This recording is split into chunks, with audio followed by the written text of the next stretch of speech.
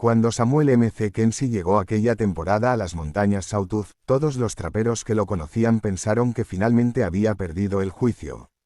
No era un hombre rico, pero siempre había sido práctico y cuidadoso con sus herramientas, así que verlo cargar 3 cubetas oxidadas amarradas con un alambre viejo despertó risas desde el primer día. Los demás presumían sus estufas de hierro fundido, brillantes y pesadas, recién compradas con los pocos dólares que juntaban después de semanas de trabajo duro.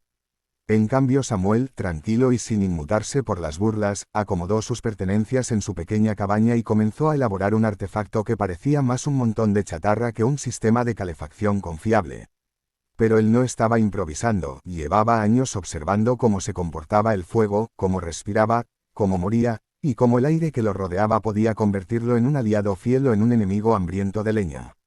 Al principio, los demás solo se reían cada vez que lo veían salir al río a escoger piedras.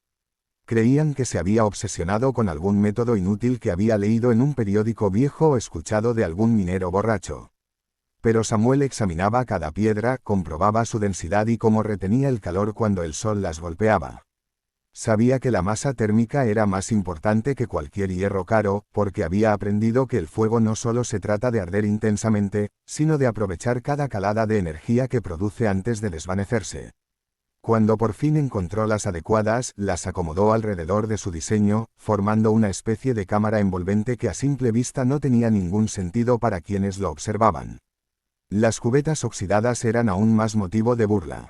Unos decían que intentarían derretirse. Otros juraban que aquello se caería a pedazos con la primera llama fuerte.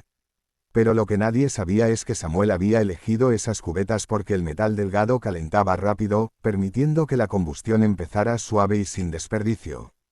Luego, el calor se transfería gradualmente a las piedras, que actuaban como una reserva térmica constante. También perforó pequeñas aberturas calculadas para dejar entrar justo la cantidad de aire necesaria, nada excesivo. Conocía el efecto de la combustión de arriba hacia abajo, un método que muy pocos traperos conocían, donde la leña no se encendía toda al mismo tiempo, sino que el fuego descendía lentamente, consumiendo gases inflamables que en otras estufas se perdían sin ser aprovechados. Los primeros días del otoño fueron tranquilos, pero las noches ya traían el anuncio del invierno. Los hombres regresaban rendidos después de revisar trampas, trozar leña y cargar pieles. Cada uno se refugiaba en su cabaña para encender sus estufas pesadas que consumían tronco tras tronco sin descanso. Mientras tanto, Samuel trabajaba en silencio dentro de la suya, ajustando la altura de las cubetas, apretando las uniones, probando cómo fluía el aire cuando abría o cerraba el ducto improvisado que había hecho con una lámina doblada. Lo observaban desde la distancia con ese tono de lástima disfrazado de burla que se tiene hacia quien parece perdido en un proyecto inútil. Una noche, cuando el viento soplaba con la violencia típica de las montañas, un grupo de traperos escuchó un sonido metálico proveniente de la cabaña de Samuel y dieron por hecho que su invento había colapsado. Entre risas apostaron a qué hora saldría pidiendo refugio o prestado un poco de leña para no congelarse. Pero nadie vio una chispa, ni humo extraño saliendo por la chimenea. Al contrario, la cabaña de Samuel permaneció silenciosa, sin señales de desastre. Al amanecer, cuando salió con la misma calma de siempre, un par de hombres se sorprendieron de que no mostrara signos de frío ni cansancio. Se veía descansado, con las manos calientes y el rostro relajado, algo casi imposible en noches tan duras. Lo que había sucedido dentro de su cabaña era lo que él esperaba desde un principio. Encendió su estufa improvisada con un método preciso, colocó la leña de arriba hacia abajo, con las piezas más delgadas arriba y las gruesas abajo. Encendió la parte superior, permitiendo que el fuego bajara lentamente mientras consumía los gases que subían desde las piezas más grandes. El aire entraba a través de una abertura estrecha que él había calibrado después de varias pruebas. La combustión era lenta, pareja, casi silenciosa. En lugar de ese rugido fuerte de otras estufas, el fuego de Samuel parecía respirar con lentitud. Las piedras empezaron a calentarse y retuvieron ese calor durante horas, devolviéndolo de manera uniforme a la cabaña, que se mantuvo a una temperatura agradable sin sobresaltos. Lo más sorprendente fue que Samuel no tuvo que levantarse en toda la noche para alimentar el fuego. No hubo ese frío súbito que obliga a los hombres a despertar temblando y buscar troncos a oscuras. Su invento, por feo que pareciera, logró 9 horas continuas de calor estable con solo una carga de leña. Mientras los demás gastaban montones de troncos, Samuel usaba apenas una cuarta parte. No había humo dentro de la cabaña, no había chispas peligrosas ni sobrecalentamiento. Todo funcionó exactamente como él había previsto, aunque nadie más lo hubiera creído posible. La mañana en que todos se enteraron de que había dormido cálido sin gastar casi nada, comenzaron las preguntas disfrazadas de bromas. Algunos fingían curiosidad, otros trataban de disimular la vergüenza por haberse burlado. Pero Samuel no presumió ni se aprovechó del momento. Simplemente explicó que el fuego, cuando se entiende bien, no necesita ser alimentado con desesperación. El secreto estaba en permitirle quemar los gases, no solo la madera, en darle aire justo, no demasiado, y en enseñarle a la cabaña a retener el calor en lugar de desperdiciarlo por las paredes. Pronto, sus palabras se expandirían, pero por ahora, él solo disfrutaba del calor tranquilo que había logrado crear con sus manos, demostrando que la sabiduría práctica supera, muchas veces, al precio o al prestigio de un objeto comprado. La montaña, silenciosa y eterna, parecía estar de su lado. Los demás traperos no podían creer que la estufa de Samuel, que apenas costaba $1.50, funcionara mejor que sus pesadas y relucientes estufas de hierro que ellos habían transportado a lomo de mula desde las ferreterías del valle. Para ellos, el invierno siempre había sido una batalla diaria contra el frío, un ciclo agotador de cortar troncos, partirlos, apilarlos y alimentar el fuego cada 2 o 3 horas para que la cabaña no se congelara. Era tradición levantarse al menos una vez durante la madrugada para revivir las brasas, temblando mientras el aire helado se colaba por las rendijas de las paredes o por la puerta mal encajada. Pero Samuel, con su extraño invento de cubetas oxidadas, parecía vivir un invierno completamente distinto.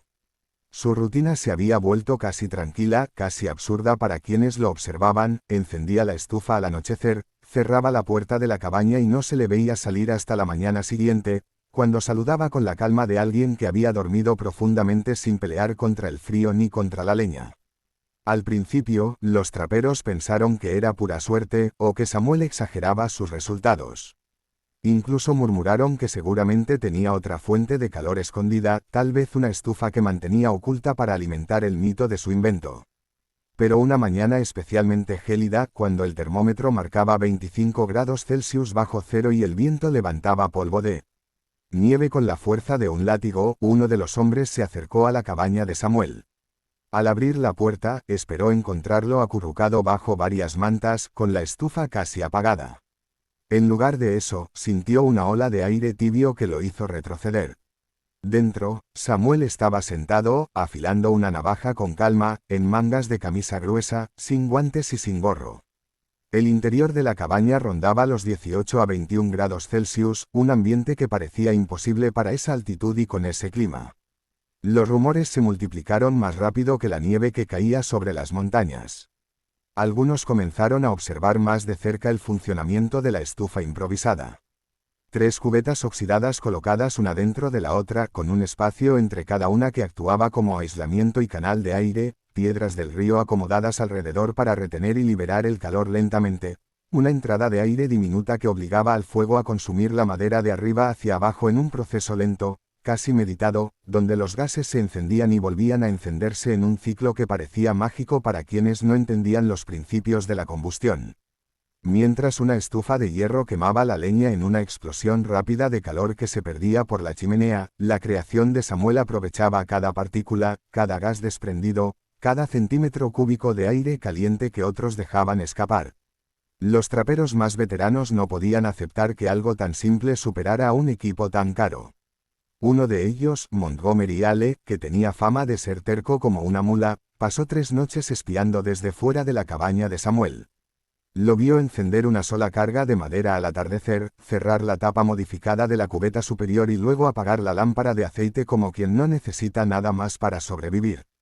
Montgomery esperaba ver humo espeso o escuchar estallidos que delataran un funcionamiento deficiente, pero lo único que vio fue una columna fina, casi transparente, subiendo hacia el cielo antes de perderse entre los pinos.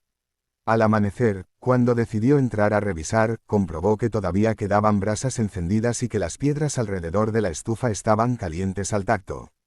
Aquello no solo era eficiente, era casi inexplicable. Pronto, los mismos hombres que lo habían ridiculizado se acercaron con un tono más humilde.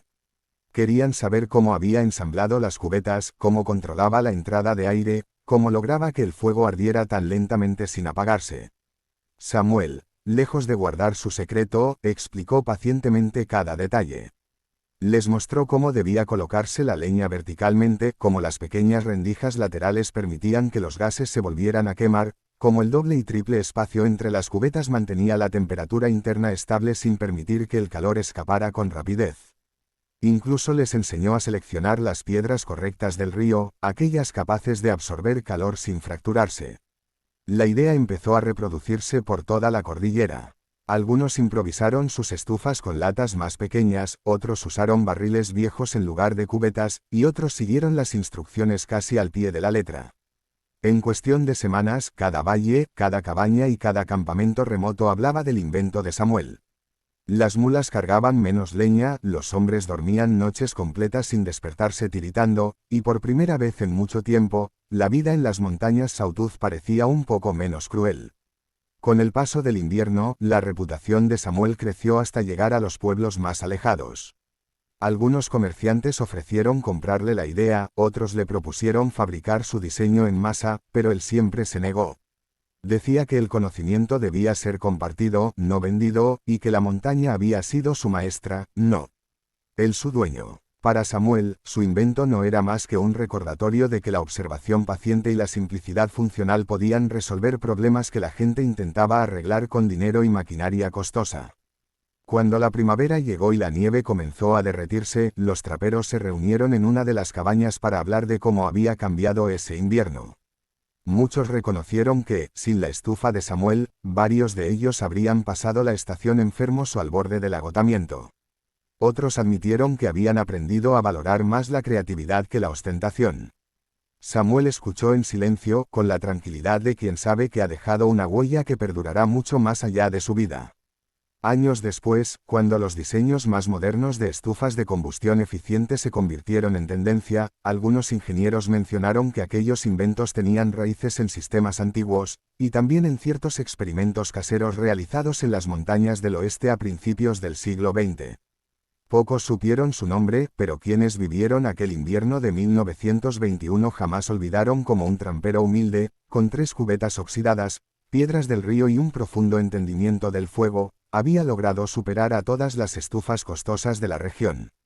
Su invento se convirtió en un antecedente temprano de lo que más tarde se llamaría estufa tipo Rocket, una prueba de que la verdadera eficiencia no depende del precio del equipo, sino de comprender cómo funciona la naturaleza y usar esa comprensión para sobrevivir, crear y cambiar lo que parecía inamovible.